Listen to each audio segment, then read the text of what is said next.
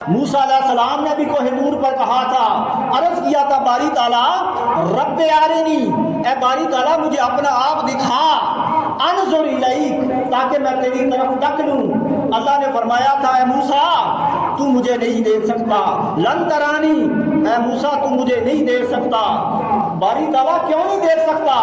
فرمایا کہ اے موسیٰ ابھی تو ہے، میں ہوں، ابھی موسیٰ ہے، اس لیے کہ تو کہہ رہا ہے کہ موسیٰ کو اپنا آپ دکھا، ابھی موسیٰ ہے، جب موسیٰ نہیں رہے گا ترا ہو پھر تو مجھے دیکھ لے گا۔ اب مجھے دیکھنے میں رکاوٹ اے بندے تیرا اپنا ہونا ہے، تیری اپنی میں ہے۔ پھر اللہ تعالیٰ نے تجلی فرمائی پہاڑ کے اوپر، فرمایا موسیٰ دیکھ لینا، اگر تو یہ قائم رہ گیا تو پھر تو مجھے دیکھ لے گا۔ تجلی فرمائی، پہاڑ ریزہ ریزہ ہو گیا، خر موسیٰ صاعقہ، حضرت موسیٰ بے ہوش ہو گئے۔ جب ہوش میں آئے اپنی میں سے باہر نکلے تو عرض کیا باری تعالیٰ انی تبت الیک، باری تعالیٰ میں تجھ سے معافی چاہتا ہوں۔ موسیٰ علیہ السلام کو طور سے نیچے اترے، جب نیچے اترے اب یہ انعکاسی تجلی کا ظہور ہوا تھا، ڈائریکٹ تجلی کا ظہور نہیں ہوا تھا۔ موسیٰ علیہ السلام جب زمین پر اترے تو جو بھی دیکھتا حضرت موسیٰ علیہ السلام نابینا ہو جاتا، اس کی آنکھوں کی بینائی چلی جاتی۔ اس لیے آپ نے ایک اون کا کپڑا اپنے چہرے پر لٹکا رکھا تھا حضرت موسیٰ علیہ السلام نے۔ تو آپ کی زوجہ نے عرض کیا موسیٰ 40 راتیں کوہ طور پر گزار کے آئے ہو، 40 راتیں گزار کے آئے ہو، جو تو نے دیکھا مجھے بھی تھوڑا دکھا دے۔ تو موسیٰ علیہ السلام نے فرمایا کہ زوجہ یہ نہ مانگ، تیری بینائی چلی جائے گی۔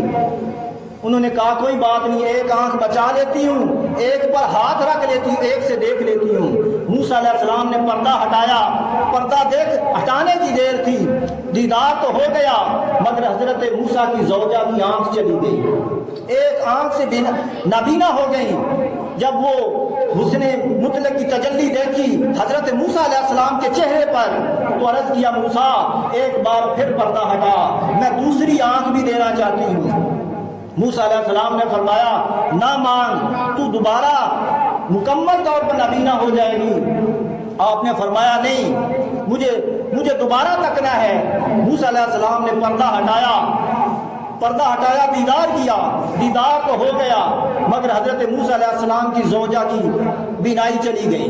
جب بینائی چلی گئی پھر عرض کرنے لگی اے موسیٰ تو اللہ کا بڑا برگزیدہ پیغمبر ہے، اس کا بڑا مقرب پیغمبر ہے، اور کوہ طور پر اس سے سرگوشیاں کرتا ہے، اس سے ملاقات کرتا ہے، اپنے مالک سے کہا کہ مجھے آنکھیں دے دے، اور ایسی آنکھیں دے کہ میں تجھے تکتی رہوں اور میری آنکھیں زائل بھی نہ ہوں۔ پھر حضرت موسیٰ علیہ السلام نے اللہ کی بارگاہ میں عرض کیا باری تعالیٰ انہیں آنکھیں عطا کر۔ پھر اللہ رب العزت نے انہیں آنکھیں دی، اور وہ آنکھیں دی کہ وہ تکتی رہی ساری زندگی، اور آنکھوں کی بینائی زائل نہیں ہوئی۔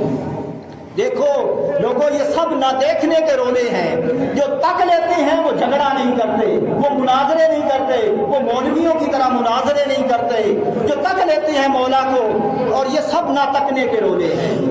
زلیخا جاتی، جو جس طرف بھی جاتی عورتیں انہیں تانا دیتی کہ تو اپنے خریدے ہوئے غلام پر عاشق ہو گئی، جسے تو خود خرید کے لائی تھی اسی پر عاشق ہو گئی، جدھر جاتی جس طرف جاتی تانے ہی تانے تھے۔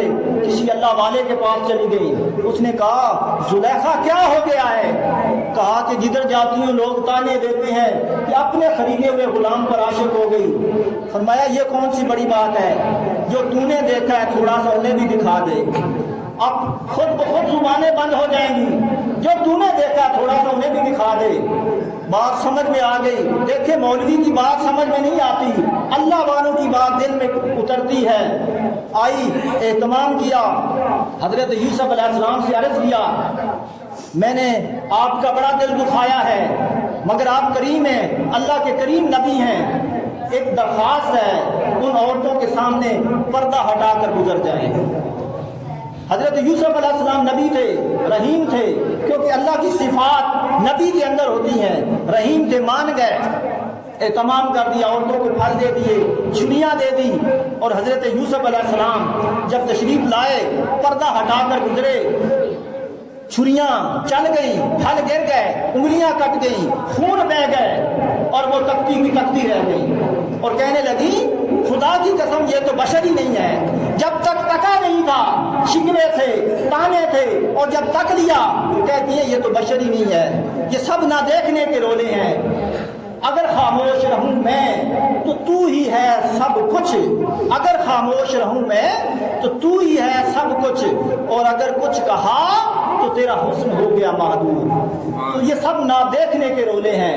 جب بندہ مولا کو تک لیتا ہے، مولا کو دیکھ لیتا ہے، اس کے جلوے کا نظارہ کر لیتا ہے، تو پھر زبانیں بند ہو جاتی ہیں۔ دیکھیں قیامت کے دن حکم ہوگا، قیامت کے دن حکم ہوگا کافروں کو، مشرکوں کو۔ اللہ فرمائے گا مشرکوں، کافروں، ادھر آ جاؤ، ادھر آ جاؤ، تمہارے بتوں کو دوزخ میں پھینکا جا رہا ہے۔ جس کی تم عبادت کرتے تھے، جن کی پوجا کرتے تھے، ان کو دوزخ میں پھینکا جا رہا ہے، لہذا تم بھی دوزخ میں چھلانگ لگا دو۔ وہ کہیں گے باری تعالیٰ انہیں بے شک آپ جلنے دے، انہیں دوزخ میں پھینک دے، مگر باری تعالیٰ ہمیں معاف کر دے۔ وہ کافر کہیں گے، اللہ پاک فرمائے گا رک جاؤ، رک جاؤ، میرے غلام آ رہے ہیں، محبین کی جماعت آ رہی ہے، میرے غلام آ رہے ہیں، ان کا حال بھی دیکھ لو۔ وہ غلام آئیں گے، اللہ کے چاہنے والے آئیں گے، اللہ کے خاص بندے آئیں گے۔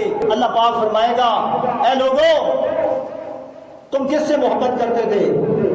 اے میرے بندو دنیا میں کس سے محبت کرتے تھے؟